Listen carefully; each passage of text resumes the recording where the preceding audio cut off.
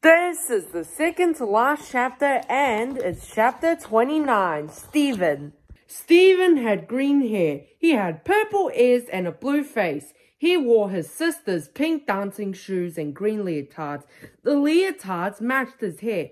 He was all dressed up as a goblin for Mrs. Jules's Halloween party. But unfortunately, it wasn't Halloween. Ha ha ha, you sure look stupid, said Jason. Jason was Stephen's best friend. So do you, said Stephen.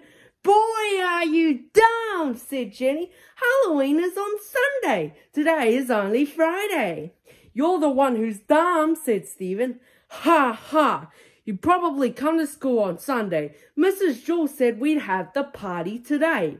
But none of the children wore costumes, only Stephen. All right, class, said Mrs. Jules. It is time for a Halloween party. See, said Stephen. Mrs. Jules gave each child a cookie that looked like an orange witch with a black hat. She laughed when she saw Stephen and forgot to give him one. Stephen didn't ask for it.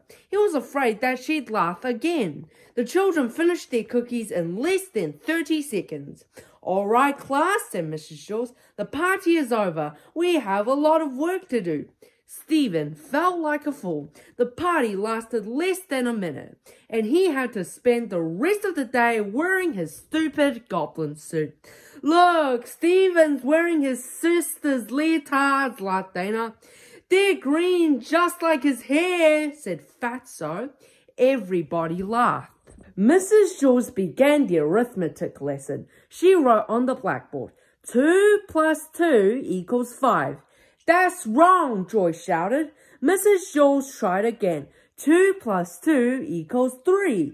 That wasn't right either. She added 2 and 2 again and got 43. It was useless. No matter how hard she tried, she couldn't get 2 plus 2 to equal 4. I don't understand it, she said. They've always equaled 4 before. Suddenly she screamed. The chalk turned into a squiggling worm. She dropped it on her foot. Then all the lights went out and the blackboard lit up like a movie screen. A woman appeared on the screen. She had a long tongue and pointed ears. She stepped off the screen and into the classroom. It was the ghost of Mrs. Golf. Mrs. Golf ran her fingernails across the blackboard. Trick or treat, you rotten kids, she said. Now I'll get even with every last one of you. Where's Todd? Who was that? Asked Mrs. Jules. Mrs. Golf, said Damien. Who's Mrs. Golf? Asked Mrs. Jules.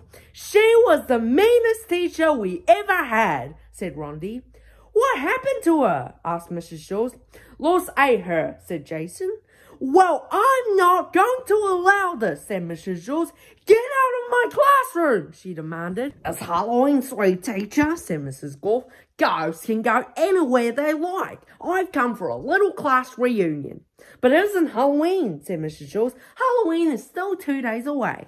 I know, said Mrs. Golf, but Halloween falls on a Sunday this year, so we are celebrating it on the Friday before.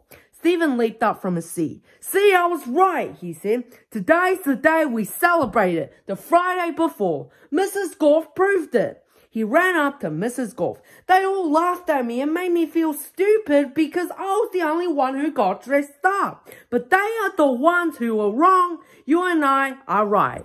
He put his arms around Mrs. Golf and hugged her. Mrs. Golf gasped and disappeared. The lights came back on. Mrs. Jules picked up the piece of chalk from the floor. She wrote on the blackboard, 2 plus 2 equals 4.